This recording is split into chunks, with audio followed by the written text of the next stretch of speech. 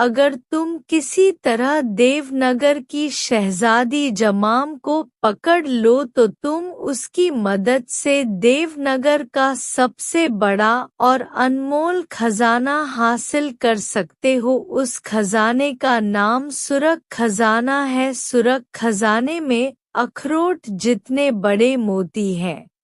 उन मोतियों में इतनी चमक है कि अगर तुम सुरख खजाने के किसी एक मोती को अंधेरी रात में किसी मुल्क की ऊंची फसी पर रख दो तो हर तरफ जैसे सुर्ख रंग का दिन निकल आए। इससे तुम अंदाजा लगा लो कि दुनिया में उन सुर्ख मोतियों की क्या कीमत होगी कि अगर 10 बादशाह भी अपने खजाने तुम्हारे सामने ढेर कर दे तब भी वह उस मोती की कीमत अदा नहीं कर सकते। सौदागर इब्ने दाऊद उमरू यार से कह रहा था और उमरू हैरानी से उसकी सूरत देखने लगा। सौदागर इब्ने दाऊद उमर यार का दोस्त था जो जर जवाहर की तिजारत करता। वह दूर दराज के मुल्कों में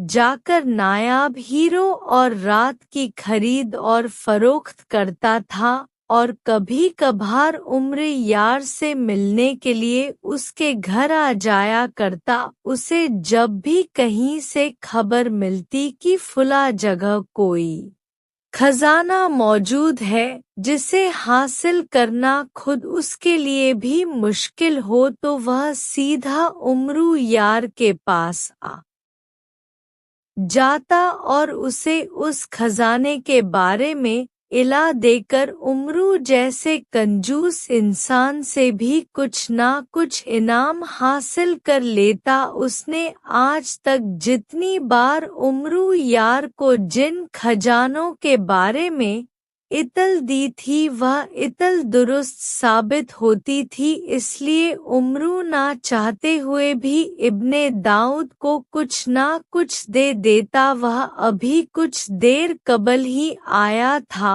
और उमरू यार उसे देखकर बेहद खुश हुआ था कि इब्ने दाऊद के आने का मतलब है कि एक बार फिर उसके हाथ कोई बहुत बड़ा खजाना आने वाला है। इसलिए उमरू ने उसका तपाक से इस्तकबाल किया और उसकी खूब खातिर मदारत की। उमरू यार इस बार मैं जिस खजाने की तला लेकर आया हूँ उस खजाने के बारे में तुमने ना कभी सुना होगा और ना ही कभी ऐसा खजाना देखा होगा। अपनी खूब आओ भगत करवाने के बाद आखिरकार इब्ने दाऊद ने कहना शुरू किया। उमरू यार ने सुकून का सांस लिया वरना वह समझ रहा था कि आज इब्ने दाऊद बस उससे खाने पीने के लिए ही आया है। दुनिया में ऐसा कौन सा अनोखा खजाना है जिसके बारे में मैं नहीं जानता। उमरू ने त्याग भरे लहजे में उससे पूछा सुरख खजाना क्या तुमने कभी किसी सुरख खजाने का नाम सुना है? इब्ने दाऊद ने अपनी आदत के मुताबिक पूरी सरार बनते हुए जवाब दिया सुर्ख खजाना नहीं, वाकई मैं यह नाम पहली बार सुन रहा हूँ।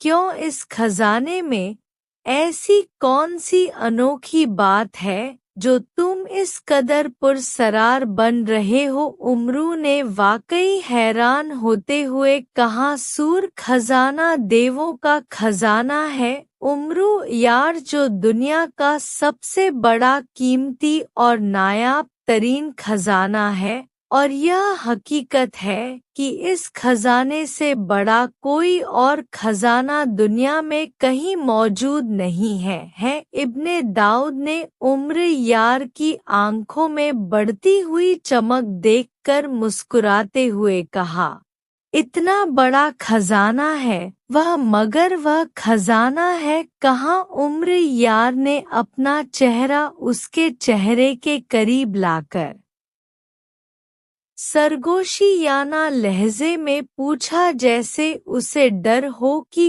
कोई उसकी बात सुन ना ले। देवनगर में उस खजाने के मुतालिक सिर्फ और सिर्फ शहजादी जमाम जानती है, और जानते हो शहजादी जमामा कौन है? इब्ने दाऊद का अंदाज फिर पुसर हो गया। तुम्हारे चाचा की साली होगी। उमरू यार उसके पूरी सरार अंदाज से जल गया। नहीं, वह मेरे चाचा की साली नहीं है, क्योंकि मेरा तो कोई चाचा ही नहीं है। फिर उसकी साली कहाँ से होगी? उसने हंसकर कहा, और उमरू ने होठ भींच लिए। फिर तुम्हारी दादी की बड़ी खाला होगी। अहमक आदमी, जल्दी से बताओ कौन है? शहजादी जमामा। उमरू ने भी नाते हुए कहा, वह देवों की शहजादी है और देवनगरी पर हुकूमत करती है। उसने कहा, अहमक, देवनगर हो या कोई और नगरी, रियासतों, सल्तनत और मुल्कों पर तो बादशाह हुकूमत करते हैं, या फिर मलकाए जमाम। मेरा मतलब है जमाना कोई मलका होगी, शहजादी नहीं। उमरू ने उसे समझाते हुए कहा, वह मलका है या शहजादी या किसी चरवाहे की बेटी? बहरहाल मुझे उसका नाम शहजादी जमाम बताया गया है, और अगर वह चाहे तो तुम सरक खजाने तक पहुंच सकते हो। उसने भी इस बार चिढ़कर कहा, वह कैसे? उमरू ने पूछा, और इब्ने दाऊद उसकी तरफ देखकर याराना अंदाज में मुस्कुराने लगा। अब लंगूर की तरह दांत क्यों निकाल रहे हो? बताते क्यों नहीं? मैं शहजादी जमाना या जमामा से किस तरह खजाना हासिल कर सकता हूँ? उमरू ने उसे बुरी तरह से घूरते हुए पूछा, पहले यह बताओ कि उस खजाने के बदले में मुझे क्या दोगे? उसने अपने मतलब पर आते हुए संजीदगी से पूछा, आ गए ना अपनी खबासत पर? पहले मुझे उस खजाने के बारे में सारी तफसील बताओ कि वह कहाँ है और मैं उस तक कैसे पहुँच सकता हूँ। जब मैं खजाना हासिल करके ले आऊंगा तब आपस में मामला तय कर लेंगे। उमरू ने मुंह बनाते हुए कहा, नहीं उमरू, मैं एक सौदागर हूँ, और सौदागर होने के नाते मैं कभी घाटे का सौदा नहीं करता। जिस तरह मेरे पहले बताए हुए खजानों को हासिल करके तुम इस बात की तस्दीक कर चुके हो कि मैं तुम्हें गलत तला नहीं देता, इस तरह यह तला भी बिल्कुल दुरुस्त है। और एक जगह देवनगर भी है, और उस देवनगर पर एक शहजादी भी हुकूमत करती है, और उसके कब्जे में दुनिया का सबसे बड़ा यानी सुर्ख खजाना मौजूद है। पहले मेरा हिस्सा तय करो, फिर मैं तुम्हें उस खजाने के मुतालिक मजीद बताऊंगा। इब्ने दाऊद ने इस अंदाज में कहा कि उमरू यार उसे खा जाने वाली नजरों से देखने लगा। ठीक है, तुम तफसील बताओ, मैं हमेशा की तरह तुम्हें 100 सुरग दीनार देने का वादा करता हूँ। उमरू ने जैसे खून के घूंट भरकर कहा, बहुत खूब, तुम दुनिया का सबसे बड़ा खजाना हासिल करोगे और मुझे सिर्फ 100 सुर्ख दिनार पर ही टरका देना चाहते हो। बहुत खूब उमरू यार, बहुत खूब, तुम वाकई बहुत चालाक इंसान हो। इब्ने दाऊद ने इंतहा जहरीले लहजे में कहा, और उमरू यार दिल ही दिल में उस पर पेचो ताप खाकर रह गया। तब तुम बताओ क्या चाहते हो? उमरू ने उसे वसीली नजरों से घूरते हुए पूछा। आधा खजाना, उसने कहा, और उसकी बात सुनकर उमरी यार उछलकर खड़ा हो गया। तुम्हारा दिमाग तो नहीं चल गया इब्ने दाऊद, मैं और तुम्हें आधा खजाना दूंगा। यह तो वही बात हो गई कि दुख सहे भी फाख्ता और अंडे कवे खाएं। तुम किसी खजाने की तला लेकर आए हो, उस खजाने के लिए मुझे ना जाने कहाँ कहाँ की खाक छानना पड़े, किन किन मुसीबतों से गुजरना पड़े और ना जाने कितनी तकलीफें उठानी पड़े। मैं देवनगर जाऊं, देवों के हाथों अपनी दुर्गत बनवाऊंगा या शहजादी जमाम के हाथ पैर जोड़ूं, वह खजाना मुझे दे और मैं वापस आकर आधा खजाना हाथ बांधकर तुम्हारे सामने रख दूं और कहूं, लो भाई इब्ने दाऊद, तुमने सिर्फ इत्तला देने की जो तकलीफें उठाई थी उसके बदले में या आधा खजाना तुम्हारा है। उमरू यार वसीले और तंज भरे अंदाज में कहता चला गया। तुम तो खवा नाराज हो रहे हो उमरू यार, चलो आधा नहीं तो चौथाई हिस्सा ही दे देना। उसने उमरू को बिगड़ते देखकर जल्दी से कहा, कभी नहीं, उस खजाने का एक मोती भी तुम्हें नहीं दूंगा। बेशक तुम मुझे खजाने का पता बताने से भी इनकार कर दो, मेरे पास ऐसे जराए हैं कि मैं खुद ही उस खजाने का पता लगा लूंगा। उमरू ने अटल लहजे में कहा। फिर काफी बहस मुबासे के बाद आखिरकार इब्ने दाऊद 100 सुर्ख दीनार पर ही उमरू को खजाने का पता बताने पर तैयार हो गया और उमरू यार को बताने लगा कि उसे इस खजाने के बारे में कैसे और कहां से पता चला और वह किस तरीके से देवनगर की शहजादी जमाम तक पहुंच सकता है। तब उमरू ने उसे 100 सुर्ख दीनार दे दिए। 100 सुर्ख दीनार देते हुए भी उमरी यार की जान निकली जा रही थी, मगर इब्ने दाऊद ने उसे जिस खजाने के बारे में बताया था वह वाकई एक बहुत बड़ा और दुनिया का नायाब तरीन खजाना था। और इतने बड़े खजाने के बारे में जानकर उमरू यार 100 सुर्खी का कड़वा घोंट भर गया। ख्वाजा उमरू यार ने एक घर के बड़े दरवाजे पर दस्तक दी। चंद ही लम्ह बाद दरवाजा खुला और एक सफाम मुलाजिम बाहर निकलकर उमरू की जानिब सवालिया नजरों से देखने लगा। क्या बात है, कौन हो तुम? सफाम ने उमरू को देखते हुए लहजे में पूछा। मेरा नाम हकीम हुक्म उर्फ शिफा याबी है, मैं तुम्हारे मालिक से मिलने आया हूँ। सुना है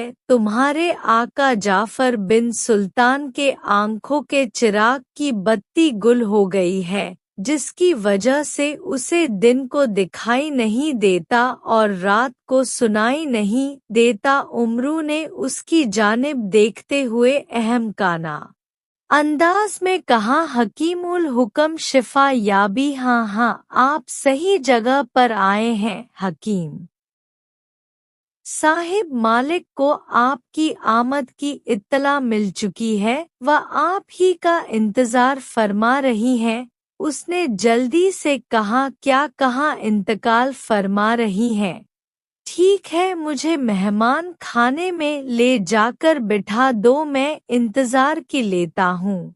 जब वह इंतकाल फरमा लेंगे तो मुझे बुला लीजिएगा, मैं उनके कफन दफन का इंतजाम कर दूंगा। हिकमत के साथ हम बसरा में कफन दफन का भी कारोबार करते हैं, उमरू ने कहा। उसके अंदाज में बदस्तूर हमा माकत का अंसर था। इंतकाल नहीं, इंतजार, वह आपका इंतजार फरमा रही है। मुलाजिम ने मुस्कुरा कर कहा। वह उमर यार को कोई सन की किस्म का हकीम समझ रहा था। इंतजार तो अभी तक मलिक उल मौत का इंतजार ही फरमा रही है। अरे जल्दी कीजिए, हमें उनके पास ले चलिए, हम उनका इंतजार अभी खत्म किए लेते हैं।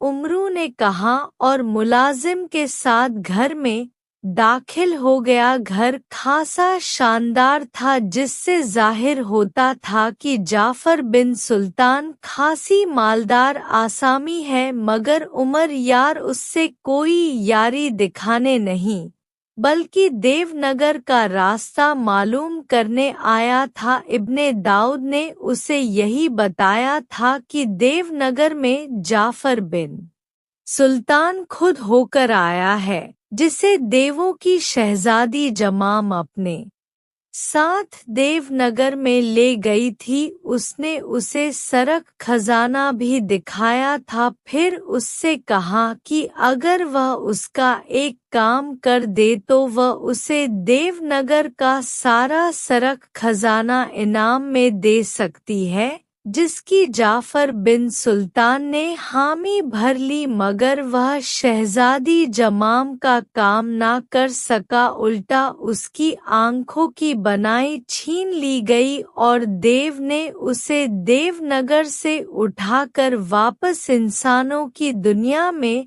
फेंक दिया। अंधा होने की वजह से जाफर बिन सुल्तान बड़ी मुश्किलों से ठोकरें खाता हुआ वापस अपने घर आया। इब्ने दाऊद से वह चू के कारोबार करता था, इसलिए जब ने दाऊद उससे मिलने गया तो उसे अंधा देखकर हैरान रह गया और उसके जिद करने पर जाफर बिन सुल्तान ने बताया कि किस तरह से उसकी आंखें जाया हुई थी। जाफर बिन सुल्तान काफी अरसा से बड़े बड़े हकीम तबीब से अपनी आंखों का इलाज करवा रहा था, मगर अभी तक उसे कोई आफाक नहीं हुआ। जबकि सुर खजाने का सुनकर और यह कि खजाना किसी देवनगर में है, तो इब्ने दाऊद को उम्र यार का ख्याल आ गया। उसने बातों में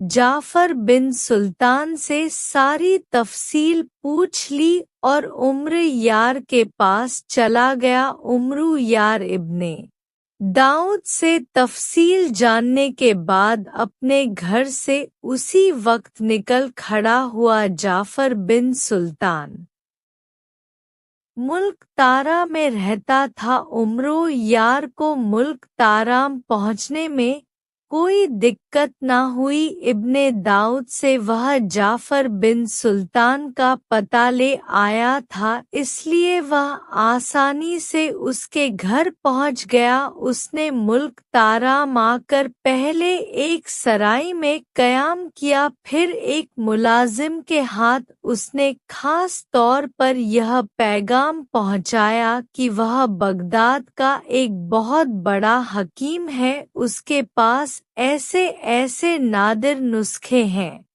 कि वह चाहे तो जाफर बिन सुल्तान की आंखें एक ही दिन में ठीक कर सकता है। सफ़ा मुलाजिम उमरू को मुख्तलिफ रास्तों से लेता हुआ जाफर बिन सुल्तान की आरामगाह में आ गया। कमरा बेहद शानदार था और एक मसहरी पर एक निहायत खुश शक्ल नौजवान दराज था। सियाफा मुलाजिम ने उसे हकीम उल हुकुमा उर्फ शिफा याबी की आमद की तला दी तो वह जल्दी से उठ बैठा। उमर यार गौर से जाफर बिन सुल्तान की जानिब देख रहा था। हकीम साहिब, आपने तला दी थी कि आपके पास नायाब तरीन नुस्खे हैं, जिनकी मदद से आप एक ही दिन में मेरी बेनाई वापस ला सकती हैं। क्या वाकई ऐसा मुमकिन है? मेरी आँखें ठीक हो सकती हैं और क्या मैं सचमुच फिर से देखने के काबिल हो सकता हूँ? जाफर बिन सुल्तान ने अंधों की तरह बिस्तर पर हाथ मारते हुए उमरू यार से पूछा। हाँ जाबर बिन सुल्तान, यह सच है। इल्म उल हिकमत से मैं तुम्हारी आंखों की बुझी हुई बत्तियां फिर से रोशन कर सकता हूँ। इसके लिए पहले मुझे तुम्हें अच्छी तरह से ठोंक बजाकर देखना होगा और तुम्हें मुझे वह तमाम हालात बताने होंगे जिनकी की वजह से तुम अंधेरों की दुनिया में सफ़र कर रहे हो। उमरू ने कहा, क्या वो सब बताना ज़रूरी है? जाफ़र बिन सुल्तान ने जल्दी से कहा। उसके चेहरे पर एक रंग सा आकर गुजर गया। हाँ, बहुत ज़रूरी है। जब तक मुझे मालूम नहीं होगा कि तुम्हारे चिराग गुल कैसे हुए हैं, मैं उन्हें जलाऊंगा कैसे, वैसे मुझे तुम्हारी आंखों की सिकुड़ी हुई पुतलियां और उनकी सुरखंड देखकर अंदाजा हो रहा है कि तुम्हारी आंखों में इंतहा तेज सुर्ख रोशनी पड़ी थी जिसकी वजह से तुम अंधे हो गए हो। और जहां तक मेरे इल्म का ताल्लुक है, मैं तुम्हें यह बता दूं कि तुम्हारी आंखों की रोशनी किसी इंसानी दुनिया में नहीं खत्म हुई। यूं मालूम होता है जैसे तुम्हारा किसी जिन्ना या देवों जैसी मखलूक की वजह से यह हाल हुआ है। उमरू ने इब्ने दाऊद की बातों को मद्देनजर रखते हुए उससे कहा। और जाफर बिन सुल्तान के चेहरे पर हैरानी लहराने लगी। आप तो वाकई हकीम उल हुक्म हैं। आपको यह भी मालूम हो गया है कि मेरी आंखों की रोशनी देवों की दुनिया में खोई है। आप वाकई निहायत काबिल हकीम मालूम होते हैं और अब मुझे यकीन हो गया है कि वाकई आप जैसा काबिल इंसान मेरी बेनाई वापस ला सकता है। मैं आपको सब कुछ बताऊंगा, जरूर बताऊंगा, उसने कहा। और उमरो अय्यार के लबों पर मुस्कुराहट आ गई। उसने वाकई यारी से जाफर बिन सुल्तान को मजबूर कर दिया था कि वह उसे खुद ही सब कुछ बताए। अगर वह आम तरीके से पूछता तो शायद जाफर बिन सुल्तान आसानी से उसे कुछ भी बताने को तैयार ना होता। जाफर बिन सुल्तान ने अपने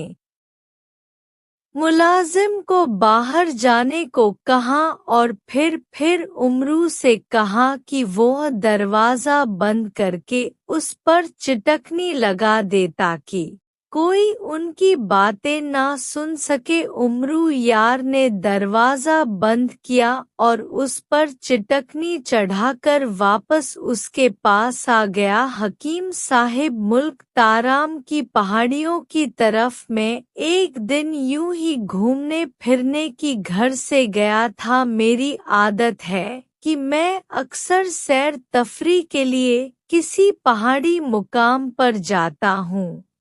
उस रोज भी किसी और तरफ जाने की बजाय ताराम की ऊंची नीची पहाड़ियों पर चला गया। मैं अभी ससब्ज पहाड़ियों की वादी में एक झल के किनारे खड़ा था कि अचानक मैंने आसमान की तरफ देखा तो बुरी तरह से चौंक उठा। आसमान पर अचानक सफेद और सब्ज रंग के बादल उमड़ आए।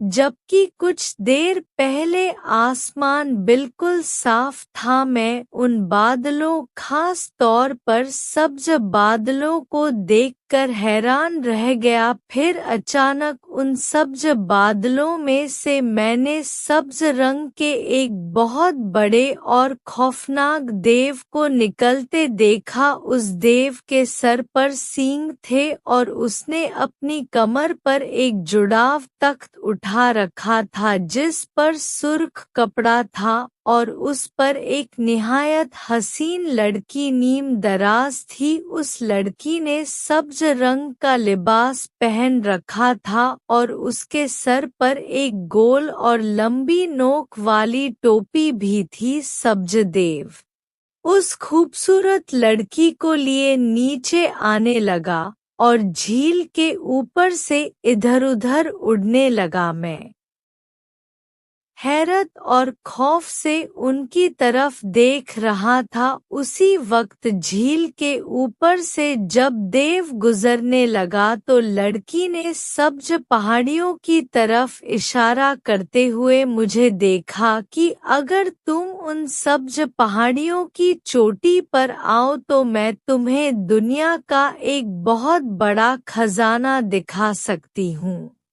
वह खजाना अगर हासिल कर लो तो तुम दुनिया के अमीर तरीन इंसान बन जाओगे, लड़की ने चीख कर कहा, जबकि सब्ज देव मेरी तरफ देखकर मेरा मजाक उड़ाने वाले अंदाज में खौफनाक कहक लगाने लगा और दूसरे लम्हे वो लड़की को लेकर वहां से दोबारा सब्ज बादलों में चला गया। मैं अपनी जगह गुम-सुम खड़ आथा। देव को देखकर खौफ से मेरा बुरा हाल हो रहा था। देव लड़की को लेकर वहां से गायब भी हो गया, लेकिन मेरा खौफ खत्म न हुआ और मैं लरज कांपता वापस घर लौट आया। देखी खौफनाक शक्ल और उसके तेज कहकोहों से मैं बेहद खौफ जदा हो गया, मगर उस लड़की का अंदाज और खजाने के अल्फाज सारा दिन और सारी रात मेरे दिल और दिमाग में गूंजते रहे और मैंने फैसला कर लिया कि मैं सब्ज पहाड़ी पर जरूर जाऊंगा। मेरे लिए इससे अच्छी बात और क्या हो सकती है कि मुझे एक बहुत बड़ा खजाना मिल सकता है। और फिर मैंने भला उस देव का क्या बिगाड़ा था जब वह मुझे खामखवा नुकसान पहुंचाता। लिहाजा दिल खड़ा करके मैं अगले ही दिन फिर उस तरफ चला गया। झील को करके ही उन सब्ज पहाड़ियों तक पहुंचा जा सकता था। मैं तैरना जानता था, इसलिए मैं झील में उतर गया और काफी देर मुसलसल तैरने के बाद मैं आखिर सब्ज पहाड़ी तक पहुंच ही गया। कुछ देर सताने के बाद मैंने पहाड़ी पर चढ़ना शुरू कर दिया और फिर मैं जैसे ही पहाड़ी की चोटी पर पहुंचा, उसी वक्त मेरे सामने वही खौफनाक शक्ल वाला सब्ज देव आ गया। इस बार वह अकेला था, वह खूबसूरत लड़की उसके साथ नहीं थी। मैं देव को देखकर फिर खौफ जदा हो गया। देव एक तो इंतहा खौफनाक शक्ल वाला था, दूसरा उसका कद किसी भी तरह उस पहाड़ से कम ना था जिसकी चोटी पर मैं खड़ा था। तुम आ गए हो नौजवान, आओ मेरे साथ, मैं तुम्हें देवनगर की शहजादी जमाम के पास ले चलूं, उसने कहा और अपना बड़ा सा हाथ फैलाकर मेरी तरफ कर दिया। मैं ना चाहते हुए भी उसकी उंगलियों पर चलता हुआ उसकी हथेली पर आ गया और उसी लम्हे देव बुलंद हुआ और मुझे हथेली पर लिए निहायत भरकर रफ्तार से आसमान की तरफ और फिर मशरिक की तरफ उड़ता चला गया। काफी देर वह मुसलसल उड़ता रहा, फिर वह मुझे बहुत बड़े पहाड़ी इलाके में ले आया। उन पहाड़ियों का रंग जर्द था और पहाड़ियाँ हमारे पहाड़ों की बनिस्बत 10 गुना ज्यादा बड़ी थी।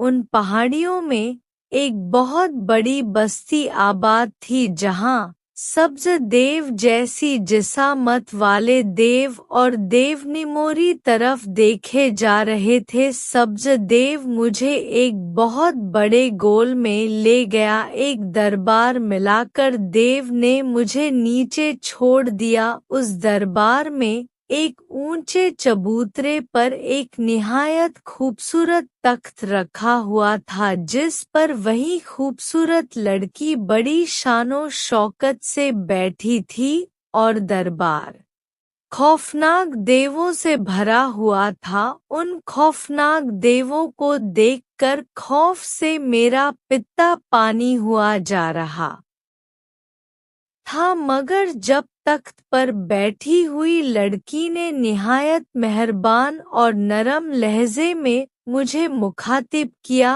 और मुझे वहां बैठने के लिए मसंद दी तो मुझे किसी कदर हौसला हुआ। फिर मेरी खूब आओ भगत की गई। इसके बाद खूबसूरत लड़की जो शहजादी जमाम थी, उसने कहा कि मैं इस वक्त कोहे काफ की एक रियासत देवनगर में हूँ और वह इस देवनगर की शहजादी है। उसके माँ बाप को कोहे काफ का एक खतरनाक देव जबरदस्ती उठाकर ले गया है, क्योंकि वह शहजादी जमाम से शादी करना चाहता था, मगर उसके माँ बाप और खुद शहजादी जमाम ने भी उस खौफनाक और बदशक्ल देव से शादी करने से इनकार कर दिया। वह खतरनाक देव, जिसका नाम जंगाशदेव है, जबरदस्ती ना तो शहजादी जमाम को उठा सकता था और ना ही उसे अपने साथ जबरदस्ती कहीं ले जा सकता था। इसलिए उसने शहजादी के माँ बाप को उठा लिया और उन्हें लेकर आतिशी पहाड़ में चला गया।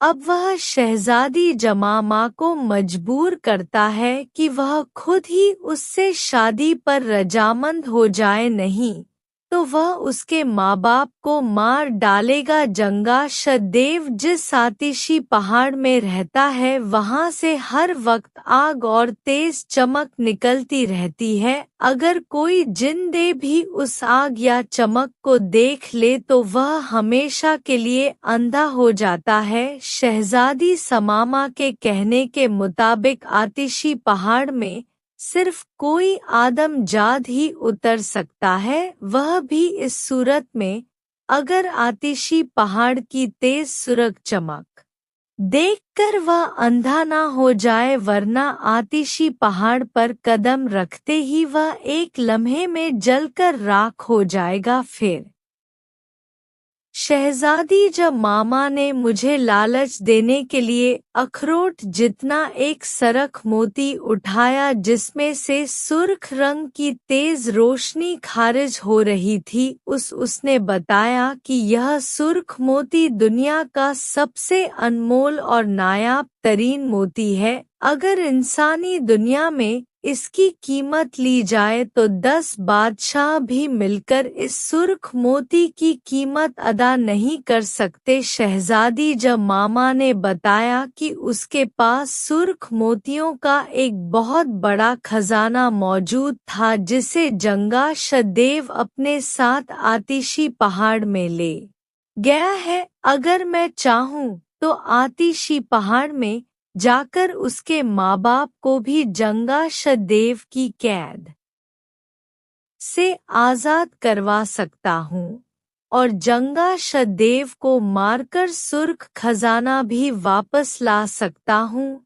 शहजादी जमाम ने वादा किया कि अगर मैंने जंगाशदेव को मार दिया और उसकी कैद से उसके माँ बाप को आजाद करवा दिया तो वह सारे का सारा सुरख खजाना मेरे हवाले कर देगी और मैं दुनिया का सबसे अमीर तरीन इंसान बन जाऊंगा। शहजादी जमामा ने मुझे आतिशी पहाड़ में जाने का तरीका और जंगाशदेव को मारने के बारे में सब कुछ बता दिया, जो मेरे नजदीक वाकई बेहद आसान काम था। इसलिए मैंने उसे वादा किया कि मैं आतिशी पहाड़ तक जरूर जाऊंगा और न सिर्फ संगाशा देव को हलाक कर दूंगा, बल्कि उसकी की कैद से उसके माँ बाप को भी आजाद करके ले आऊंगा। तब उस शहजादी ने मुझे सब्ज रंग की एक तलवार दी, जिससे मैंने जंगाशदेव को हलाक करना था। इसके बाद उसने उस सब्ज देव को बुलाया और उसे हुक्म दिया कि वह मुझे संगाशा वादी में छोड़ आए। वादी में दूर से ही मुझे आतिशी पहाड़ दिखाई दे जाएगा। अगर पहाड़ से निकलती हुई आग और सुरख चमक से मेरी आंखें खराब न हुई तो मैं हर सूरत में कामयाब लौटूंगा, वरना मुझे हमेशा के लिए अपनी आंखों से हाथ धोना पड़ जाएंगे। उस वक्त मेरी आंखों पर लालच की पट्टी बंधी हुई थी और मेरे दिल और दिमाग में सुर्ख मोतियों वाला खजाना और उसका सुर्ख रंग छाया हुआ था। इसलिए मैं जल्द से जल्द आतिशी पहाड़ की तरफ जाना चाहता था। सब्ज देव ने मुझे अपनी हथेली पर बिठाया और दरबार से निकल गया और एक बार फिर फिजा में उड़ने लगा, एक जगह जहां जमीन पर हर तरफ स्याह बादल फैले हुए थे। यूं लगता था जैसे उस जगह की जमीन ही उन स्याह बादलों या धुएं की बनी हुई है। सब्ज देव ने मुझे वहां छोड़ दिया और कहा कि मैं स्याह धुएं पर चलता जाऊं, फिर खुद ही एक बड़ी वादी में पहुंच जाऊंगा जहां स्याह रंग का एक बड़ा पहाड़ मौजूद है। उसने मुझसे कहा कि मुझे पहाड़ की चोटी की तरफ देखते रहना होगा। अगर मैंने आंखें बंद करके उस तरफ जाने की कोशिश की तो मैं जलकर राख हो जाऊंगा। मैं उसकी हिदायत सुनकर चल पड़ा। काफी देर चलते रहने के बाद मैं वाकई एक बहुत बड़ी वादी में आ गया जहां एक चट्टान नुमा बहुत बड़ा और ऊंचा पहाड़ नजर आ रहा था। मैंने जो ही उसकी चोटी की तरफ देखा उसी वक्त चोटी पर आग का एक गोला सा चमका। एक लम्हे के लिए हर तरफ सुर्ख रोशनी फैल गई और फिर मेरी आंखों के सामने अंधेरा छा गया। अफसोस कि तुम उस रोशनी का सामना नहीं कर सके। नौजवान, तुम मंदे हो चुके हो, अब तुम्हारी आंखें कभी ठीक नहीं हो सकती। मुझे खौफनाक और चीखती हुई आवाज सुनाई दी और फिर जैसे किसी ने मुझे उठाकर फिजा में उछाल दिया। मैं बेहोश हो गया। जब होश आया तो बदस्तूर मेरी आंखों के सामने अंधेरा छाया हुआ था। मैं बुरी तरह से रोने लगा और फिर अंधों की तरह इधर-उधर मारा फिरता रहा। फिर आखिर अपने घर पहुंच गया। मैंने अपनी आंखों की रोशनी वापस लाने के लिए बड़े-बड़े हकीम और तबीब बुलाए, मगर कोई मेरा इलाज ना कर सका। इतना कहकर जाफर बिन सुल्तान खामोश हो गया। ठीक है, मैं तुम्हारी आंखों की रोशनी ला देता हूँ। मैं पानी के प्याले में एक दवा के कतरे डाल रहा हूँ।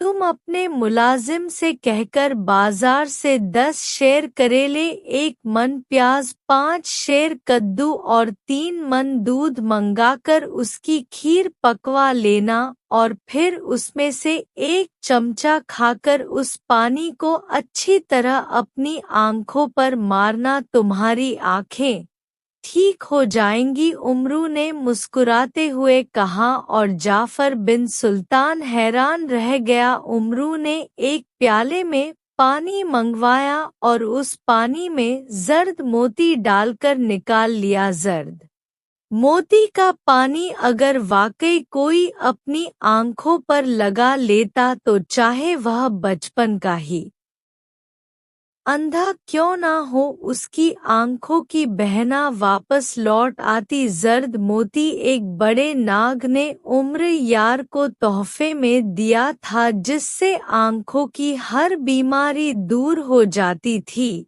और उमरू बारहा इसका तजुर्बा कर चुका था। खीर वाली बात उसने जानबूझकर मजाक से कही थी ताकि जाफर बिन सुल्तान को इस हकीकत का पता न चल सके। सब्ज पहाड़ी की झील के करीब आकर उमरू यार गौर से पहाड़ियों की जानिब देखने लगा। जिस वक्त वह जाफर बिन सुल्तान के मकान से निकलकर वहां पहुंचा था उस वक्त आसमान बिल्कुल साफ और शफाफ था, मगर उमरू यार जैसे ही झील के किनारे पहुंचा उसी वक्त पहाड़ के करीब उसे सफेद और सब्ज रंग के बादल दिखाई देने लगे। सब्ज बादलों को देखते ही उमरो यार के लम पर मुस्कुराहट आ गई और उसने जबील से तलवारें हैदरी निकालकर हाथ में ले ली। आओ जंगा शदे, मुझे तुम्हारी असलियत का पता चल गया है। तुम शहजादी जमाम को बेवकूफ बना सकते हो, उमरू यार को नहीं। उमरू ने सुर्ख बादलों में एक स्या धब्बे को निकलते देखकर बड़े जहरीले लहजे में कहा, असल में मुल्क जाराम की पहाड़ियों के पास पहुंचकर उमरो यार ने जंबल से लोहे सुलेमान निकाली और उससे तस्दीक करके पूछा कि जाफर बिन सुल्तान ने जो कुछ बताया था वह कहाँ तक सच था। लोहे सुलेमानी ने उसे बताया कि जाफर बिन सुल्तान ने जो कुछ बताया था वह बिल्कुल सच था, लेकिन असल चक्कर जंगा देव का ही चलाया हुआ है। सब्ज देव ही असल में जंगा देव है, जो रूप बदलकर शहजादी जमाम की गुलामी कर रहा था। वह मौका पाकर शहजादी जमाम को अपने साथ आतिशी पहाड़ में ले जाना चाहता था, लेकिन इसके लिए जरूरी था कि पहले वह किसी ऐसे इंसान को उस आतिशी पहाड़ में डालकर जलाए जो आतिशी पहाड़ की आग की चमक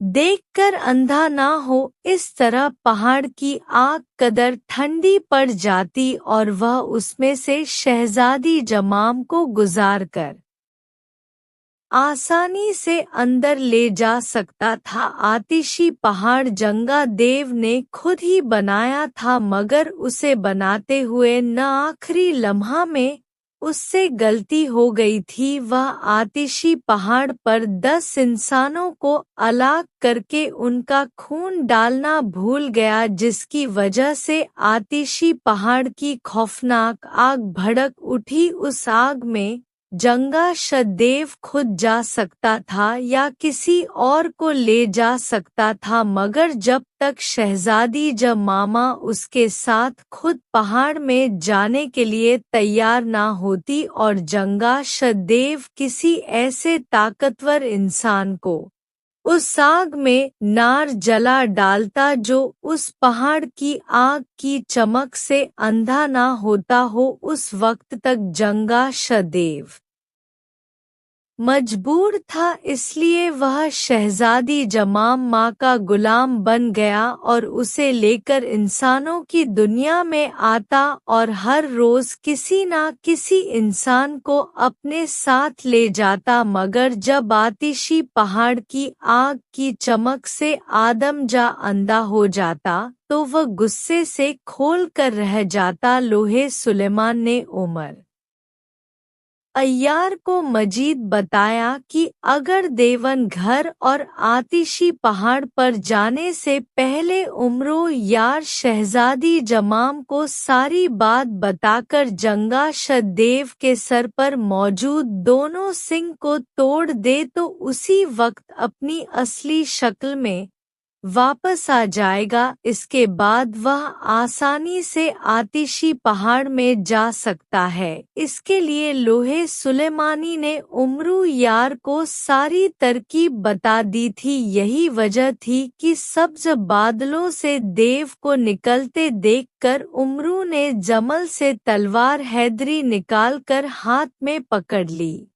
सब्ज बादलों से सब्ज देव निकलकर तेजी से नीचे आ गया और के ऊपर उमरो यार के गिर्द फिजा में उड़ने लगा। उमरो यार उसके साथ मुड़ मुड़कर खतरनाक निगाहों से उसकी तरफ देख रहा था। सब्जदियों ने वाकई एक बहुत बड़ा जर निगार तख्त उठा रखा था। उस तख्त पर सब्ज रंग का एक बहुत बड़ा कपड़ा पड़ा हुआ था, जिसकी वजह से जंगा शदेव का सारा बदन छुप गया था। सुर्ख कपड़े में से उसका एक हाथ और सर बाहर था उस देव ने जब उम्र यार के ऊपर से गुजरना शुरू किया तो तख्त पर नीम दराज शहजादी जमा माँ ने सब्ज पहाड़ी की तरफ इशारा करके के चीख कर कहा, उमरू यार, मैं देवों की शहजादी जमा माँ हूँ। अगर तुम सुर्ख मोतियों का एक बहुत बड़ा खजाना इनाम में हासिल करना चाहते हो तो इन सब्ज पहाड़ियों की किसी चोटी पर आ जाओ। मगर उमर यार ने जैसे शहजादी जमाम की बात सुनी ही नहीं। वह गौर से जंगा शदेव की तरफ देख रहा था और जंगा शदेव गर्दन घुमाकर उसकी तरफ देखते हुए खौफनाक अंदाज में हंसने लगा। जंगा शदेव, शहजादी जमाम को लेकर नीचे आओ और शहजादी जमाम, तुम्हारे यह गुलाम देव ही असल में गा देव है। इसे हुक्म दो कि यह नीचे आए और मेरा मुकाबला करे, मैं आपके सामने इसका पोल खोल दूंगा। उमरू ने पहले जंगा शदेव से और फिर शहजादी जमामा को मुखातिब करके चीख कर कहा, उसकी बात सुनकर नासिर शहजादी जमामा बल्कि खुद जंगा शदेव भी बुरी तरह से चौंक पड़ा। शहजादी जमाम ने चौंक कर पलट कर देव की शक्ल देखी। उसी लम्हे जंगा शदेव ने घबराकर शहजादी जमामा को तख्त समेत नीचे गिरा दिया और निहायत तेजी से फिजा में उड़ता चला गया। शहजादी जमाम तख्त समेत झील में जा गिरी। उसके मुंह से एक खौफनाक चीख निकल गई। झील में गिरते ही वह पानी की गहराई में चली गई। उमरू यार जंगा शदेव की बौखलाहट और उसे शहजादी जमाम को गिराते देखकर बुरी तरह से चौंक उठा और अरे अरे कहता रह गया। फिर उसने जल्दी से तलवार हैदरी जमल में रखकर झील में शहजादी को बचाने के लिए छलांग लगाना चाहिए कि उसी वक्त तेज जन्नादार आवाज उभरी और शहजादी जमाम तेजी से पानी से निकलकर फिजा में बुलंद होती चली गई। फिर वो उड़कर तेजी से उमरू की तरफ आई और उमरू के सामने जमीन पर उतर आई। उसकी आंखों और चेहरे पर शदीद हैरानी लहरा रही थी और वह उमरू की जानिब ऐसी नजरों से देख रही थी जैसे उसके सामने आदमजात की बजाय कोई और मखलूक खड़ी हो। झील के पास आने की वजह से मुझे मेरे मुहाफिज ने तुम्हारा नाम तो बता दिया था कि तुम उमर यार हो, मगर तुम असल में कौन हो और तुम्हें कैसे मालूम हुआ कि शकाल यानी मेरा गुलाम देव असल में जंगा शदेव है। शहजादी जमाम माँ ने उमरू की तरफ देखते हुए तही हैरत जदा लहजे में पूछा। उसके चेहरे पर हैरत के साथ कदर गुस्लापन भी नजर आ रहा था। मुझे कैसे मालूम हुआ, इस बात को जाने दे शहजादी जमामा, आपके लिए इतना ही काफी नहीं कि अहमद देव ने अपना नाम सुनकर बौखला हुए आपको तख्त समेत पानी में गिरा दिया और खुद भाग गया। उमरू ने मुस्कुराते हुए कहा, तुम तो मेरा नाम भी जानते हो, हैरत है। सा कालदेव कितने दिनों से मेरे साथ रह रहा था और मुझे इस पर शकी नहीं हुआ कि वह शकाल देव नहीं बल्कि संगा शदेव है। लेकिन नमरू यार जंगा शदेव ने मौके से फायदा क्यों नहीं उठाया? मैं तो खुद अपनी मर्जी से उसकी कमर पर तख्त समेत सवार होती थी। अगर जंगा शदेव चाहता तो वह मुझे आसानी से अपने आतिशी पहाड़ में ले जा सकता था, फिर उसने ऐसा क्यों नहीं किया? क्या इसकी वजह तुम मुझे बता सकते हो? शहजादी जमा ने बदस्तूर हैरत भरे लहजे में पूछा और उम्र यार ने लोहे सुलेमानी की सारी बातें उसे बता दी, जिसे जानकर शहजादी जमामा का चेहरा हैरत और गुस्से से बिगड़ता चला गया। तो यह बात है, इसीलिए मैं झील के किनारे आने वाले किसी इंसान को पुकारती थी तो वह निहायत तंजिया अंदाज में कह कहाँ मारकर हंस पड़ता था। उम्र यार अब क्या होगा, इस लिहाज से तो उसकी सारी बातें गलत थी। वह आतिशी पहाड़ पर आदम जादो को मेरी मदद के लिए नहीं बल्कि अपनी मदद के लिए ले जाता था, और अब वह मेरे खौफ से भागकर यकीनन आतिशी पहाड़ में चला गया होगा, क्योंकि वह जानता है कि उसके मुकाबले में मेरी ताकतें कहीं ज्यादा हैं। अगर उसके मुकाबले में जादू ना होता तो मैं उसके आतिशी पहाड़ में भी जा घुसती और उसे किसी चूहे की तरह दुम से पकड़कर बाहर खींच निकालती और फिर उसका ऐसा हशर करती कि आइंदा किसी देव में गद्दारी की हिम्मत ही ना होती। क्या तुम मेरी मदद कर सकते हो? किसी तरह उसके आतिशी पहाड़ में जाकर उसकी कैद से मेरे माँ बाप को आजाद करवा लो और आतिशी पहाड़ की आग बुझा दो। फिर देखना मैं उस गद्दार देव का क्या हाल करती हूँ। शहजादी जमाम ने गुस्से और नफरत से होठ काटते हुए कहा, जरूर, मैं ये इसीलिए तो आया हूँ शहजादी साहिबा। लेकिन उम्रो यार ने जानबूझकर फिक्रा अधूरा छोड़ दिया। लेकिन क्या? शहजादी समामा ने जल्दी से पूछा। शहजादी साहिबा, असल में मैं एक सितारा शनास यानी नजूमी हूँ। मैंने आपको देखकर और जंगा शदेव को देखकर आप दोनों के बारे में हिसाब किताब लगा लिया था। मैंने उसी इल्म की मदद से पता लगाया था कि शकाल देव ही असल में जंगा शदेव है और वह आपका गुलाम बनकर आपके साथ गद्दारी कर रहा है। उस देव को मैं हलाक कर सकता हूँ और उसकी कैद से आपके माँ बाप को भी आजाद करवा सकता हूँ। लेकिन आप शायद नहीं जानती, जंगा शदियों की जान एक खतरनाक जादूगर के कब्जे में है जो उस देव का उस्ताद है। उस जादूगर ने जंगा शदेव की जान अपने कब्जे में करके एक बोतल में बंद कर रखी है, और आप जानती ही हैं कि जादूगर आतम जादों, जिन्नों और देवों के मुकाबले में किस कदर खतरनाक होते हैं।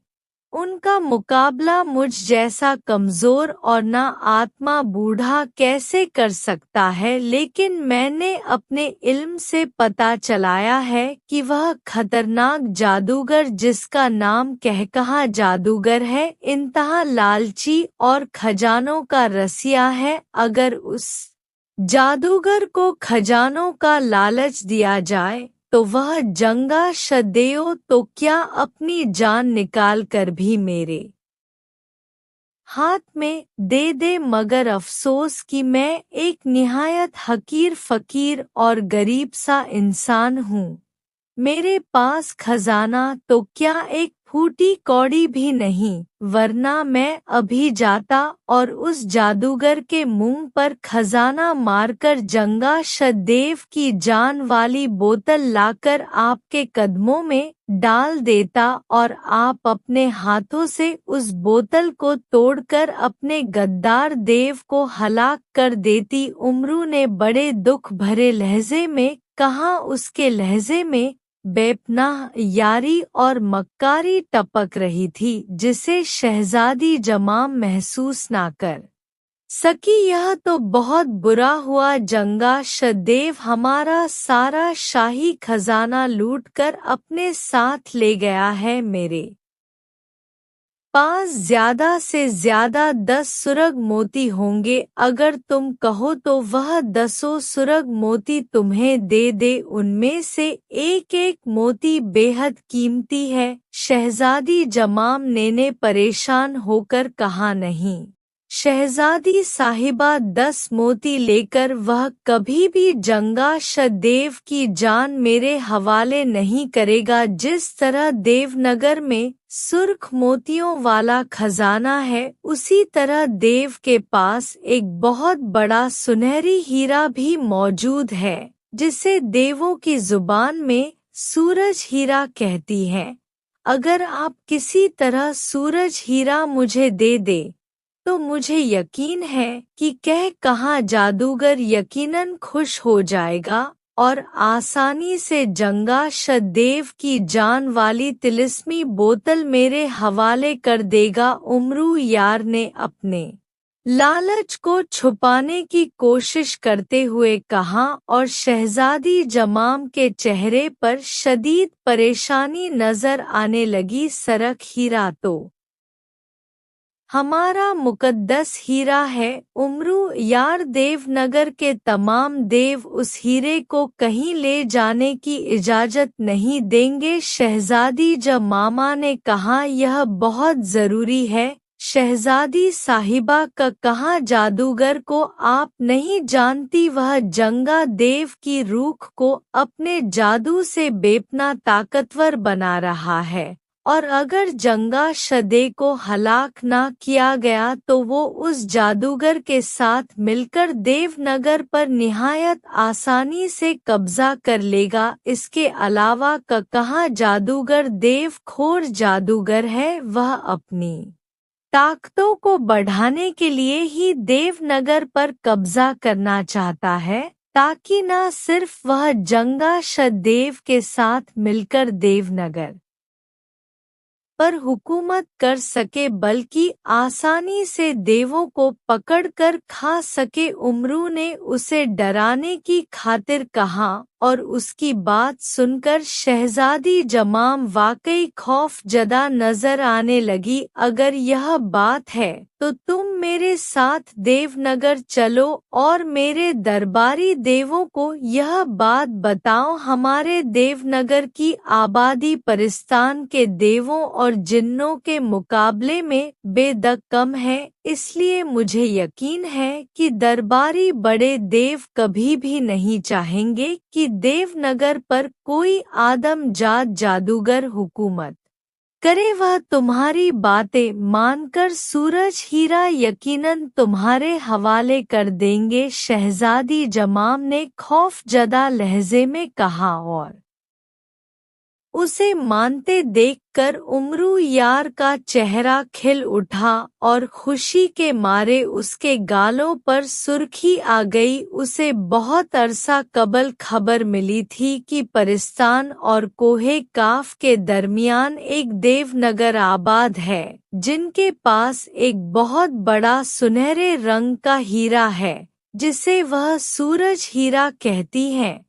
उमरू यार को मालूम था कि अगर उस हीरे को 1000 बादशाहों के खजानों से खरीदा जाए तब भी कोई उसकी कीमत अदा नहीं कर सकता। अब अचानक ही देवनगर की शहजादी को देखकर उसे सरक हीरे का ख्याल आ गया, और उसके भोलेपन का फायदा उठाकर शहजादी को अपनी यारी के जाल में फंसाने की कोशिश कर रहा था। और आखिरकार शहजादी जमाम उसके चक्कर में आ ही गई, और उम्र यार को हर तरफ सूरज हीरे की सुनहरी किरणें चमकती हुई दिखाई दे रही थी। जिस तरह ने शहजादी जमामा को चकमा दे दिया था, उसी तरह उसे यकीन था कि वह दरबारी बड़े देवों को भी उसी तरह आसानी से बेवकूफ बना लेगा,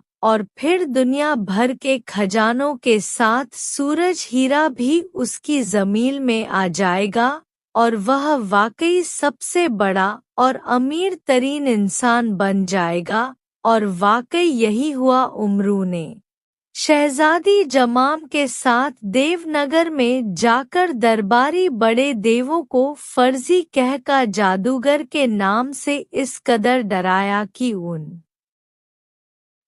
उसे सूरज हीरा देने का इकरार कर लिया और उमर यार सूरज हीरे को पाकर इस कदर खुश हो रहा था कि उसका दिल चाह रहा था कि वह अभी बाहर जाए और दीवाना वार रक्स करना शुरू कर दे। सुनहरी सूरज हीरे को पाकर उमरो यार देवनगर से बाहर आ गया। फिर उसने जमल से सुनहरी चप्पलें निकाली और उन्हें हुक्म दिया कि वो उसे जंगा देव के आतिशी पहाड़ तक ले जाए। उसके मुंह से ये अल्फाज निकलने की देर थी कि उसी वक्त उसे एक हल्का सा झटका लगा। दूसरे लम्हे वह किसी परिंदे की तरह निहायत तेजी से एक तरफ उड़ा जा रहा था। काफी देर उड़ते रहने के बाद सुनहरी लो ने उमरू यार को एक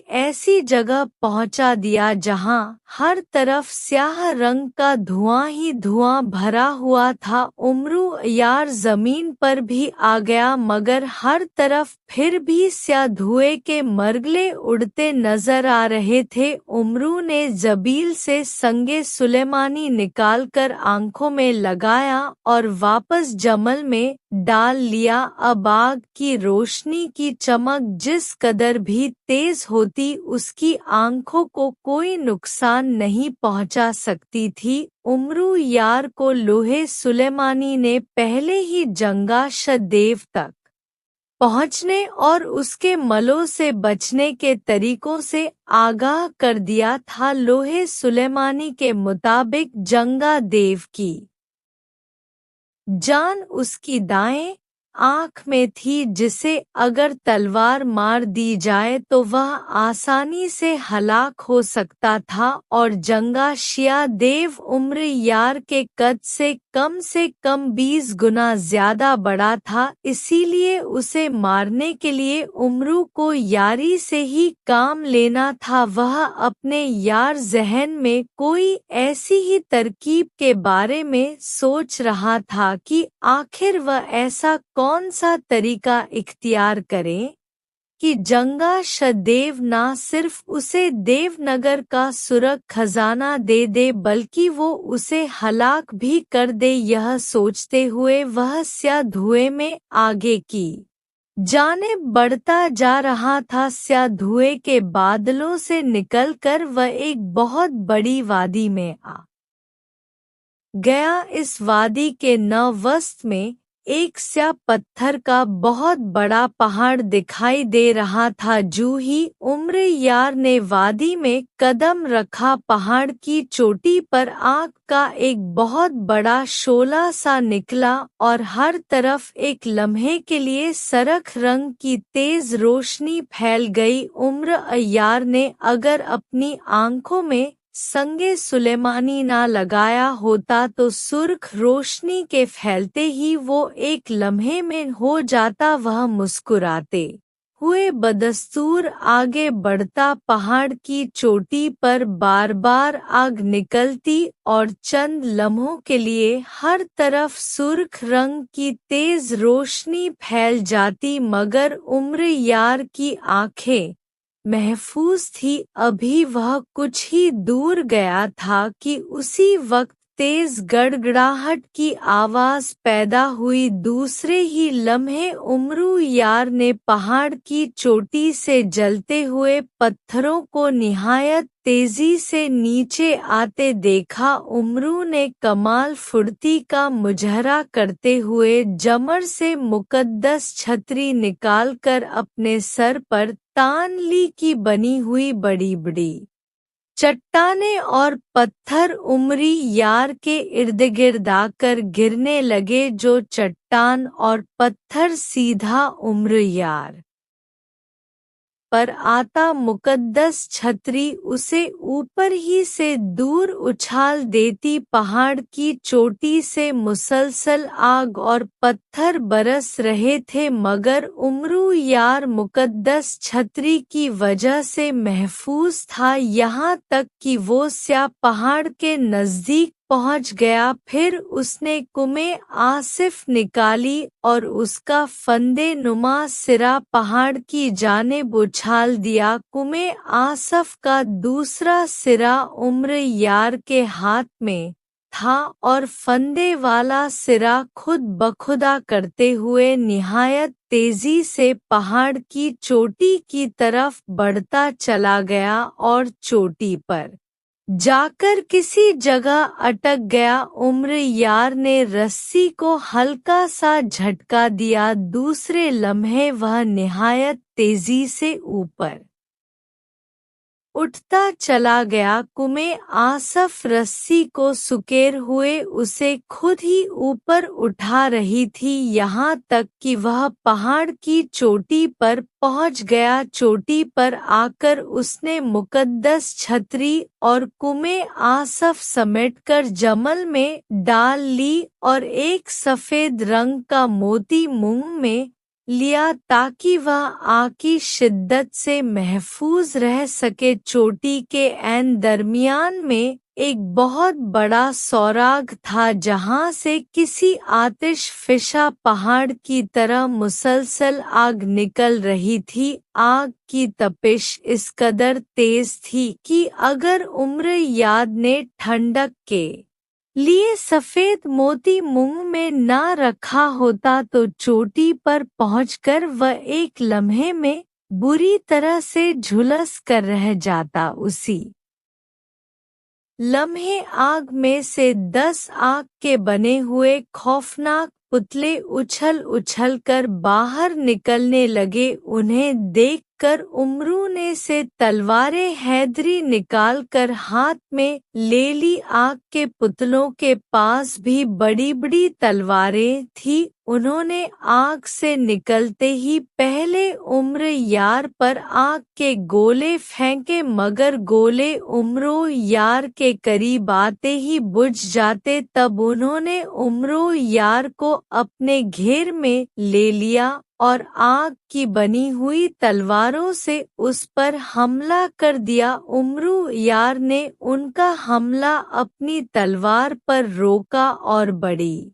महारत से उनका मुकाबला करने लगा। सफ़ेद मोती की वजह से आग चूंकि उसे कोई नुकसान नहीं पहुंचा सकती थी, इसलिए वह नड़ होकर उनका मुकाबला कर रहा था। फिर उसने जैसे ही एक पुतले पर तलवारे हैदरी का वार किया, भग की आवाज के साथ पुतला धुआं बनकर वहां से गायब हो गया। यह देखकर दूसरे पुत्रों के हमलों में तेजी आ गई और उम्र यार उनको तलवारे हैदरी से फनाह करते हुए आग के धाने की तरफ मुसलसल बढ़ने लगा। आग के धाने से अब मुसलसल पुतले निकल कर बाहर आ रहे थे। उमरू यार जैसे ही धाने के करीब पहुंचा, उसने अचानक उसमें छलांग लगा दी। आग में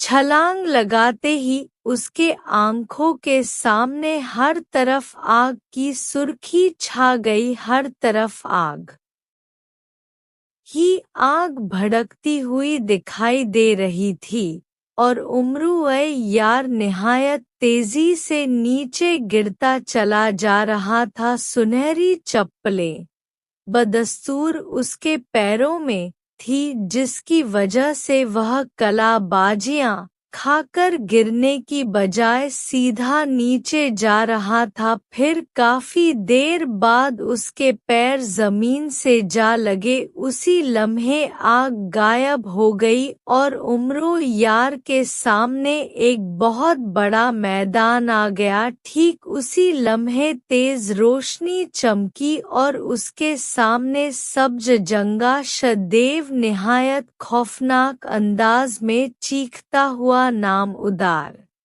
हुआ उसके हाथ में एक वजनी गुर्ज था। तुम दुनिया के वाकई बहुत खतरनाक आदमजाद हो मयार, तुमने ना सिर्फ शहजादी जमाम के सामने मुझे बेनकाब कर दिया, बल्कि तुम बगैर कोई तकलीफ उठाए मेरे आतिशी पहाड़ में भी पहुंच गए। सच सच बताओ, कौन हो तुम और तुम्हारी यहाँ तक पहुँचने में किसने मदद की है? देवनगर में तो ऐसा कोई देव नहीं जो इस आतिशी पहाड़ तक भी फटक सके। तुम्हारे साथ कोई और ही ताकत है। इससे पहले कि मैं तुम्हें हलाक करूं, मुझे उस ताकत के बारे में बता दो जिसने तुम्हें यहाँ तक पहुँचाया है। जंगा देव ने उमरू की जानिब देखते हुए खौफनाक लहजे में कहा, जिस ताकत ने मुझे यहाँ तक पहुँचाया है उसकी मदद से मैं तुम्हें हलाक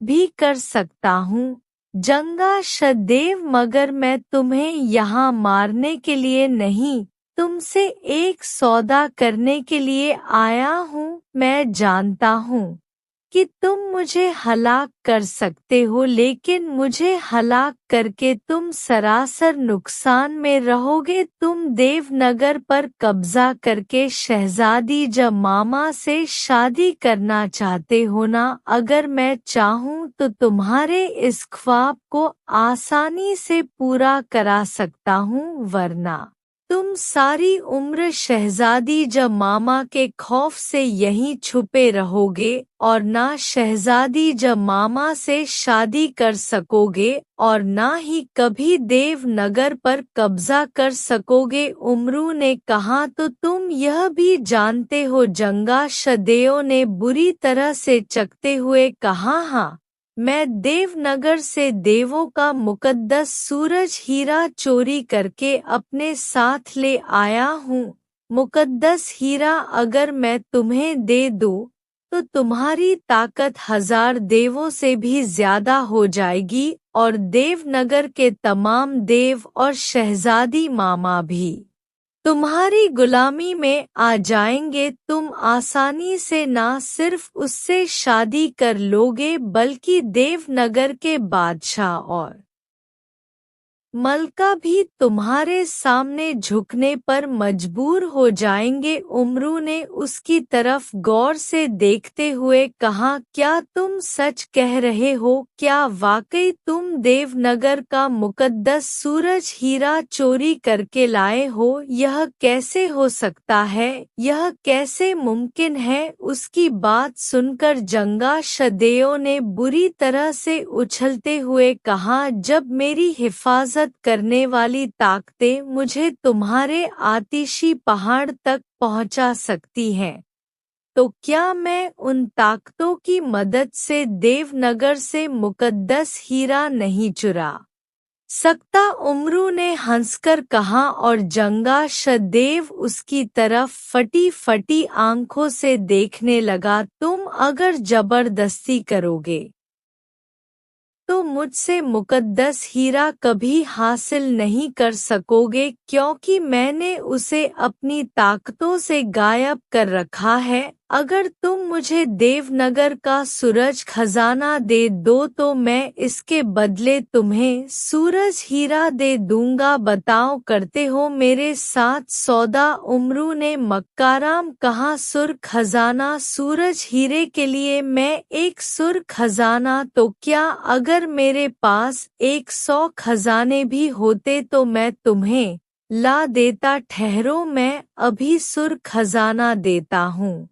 तुम बस इसके बदले मुझे सूरज हीरा दे दो। जंगाशा देव ने खुश होते हुए कहा। फिर उसने अपना गुर्ज जमीन पर इस जोर से मारा कि गुर्ज एक धमाके से टूट गया और उसमें से अखरोट जितने बड़े सरख मोती निकल निकल कर गिरने लगे, जिनकी वजह से हर तरफ सरख रोशनी फैल गई। सूरज हीरों का खजाना देखकर उमरू के दिल में लड्डू फूटने लगे। उसने आगे बढ़कर एक सुर्ख मोती जबील में डाल लिया। दूसरे लम्हे वहां मौजूद सारे के सारे सरख मोती गायब हो गए और सरख रोशनी खत्म हो गई। उमरू की जबील एक लम्हे के लिए भारी हुई और हल्की हो गई। तब उमरू यार सुनहरी चप्पलों की मदद से ऊपर उठने लगा।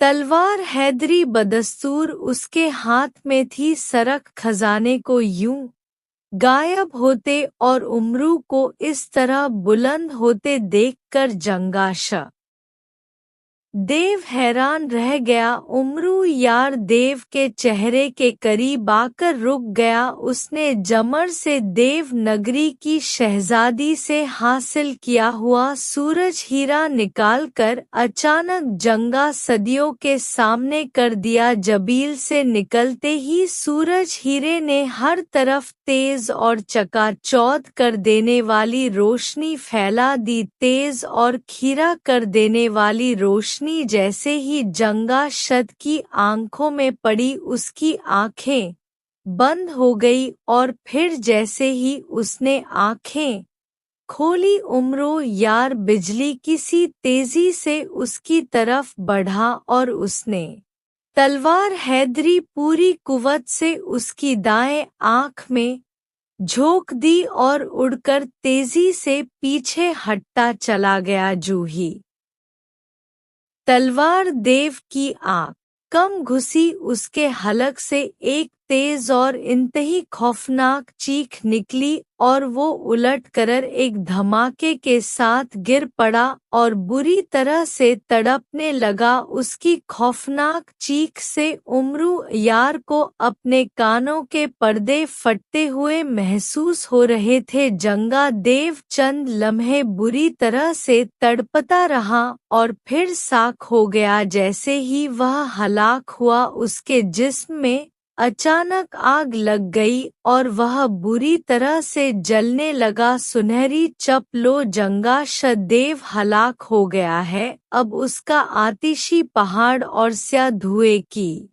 वादी का तले सम भी खत्म हो जाएगा और देव नगर का आइम और मलका भी आजाद हो जाएंगे। इससे पहले कि यहाँ पर देव आ जाए मुझे वापस मेरी दुनिया में ले चलो। उमरू ने आगे बढ़कर जंगा शदेव की आंख से तलवार निकालकर उसे जंबल में डालते हुए सुनहरी चप्पलों से कहा। सुनहरा सूरज हीरा वह पहले ही जमल में डाल चुका था। जूं ही उसने सुनहरी चप्पलों को हुक्म दिया सुनहरी चप्पलें उसे लेकर तेजी से फिजा में बुलंद होती चली गई। उमरू यार अब जल्द अज जल्द यहाँ से निकल जाना चाहता था। असल में उसे खतरा था कि देवों को अब तक उसकी यारी का पता चल चुका होगा। अगर उन्होंने उसे यहाँ देख लिया तो वह यकीनन उससे अपना सूरज हीरा वापस लेने की कोशिश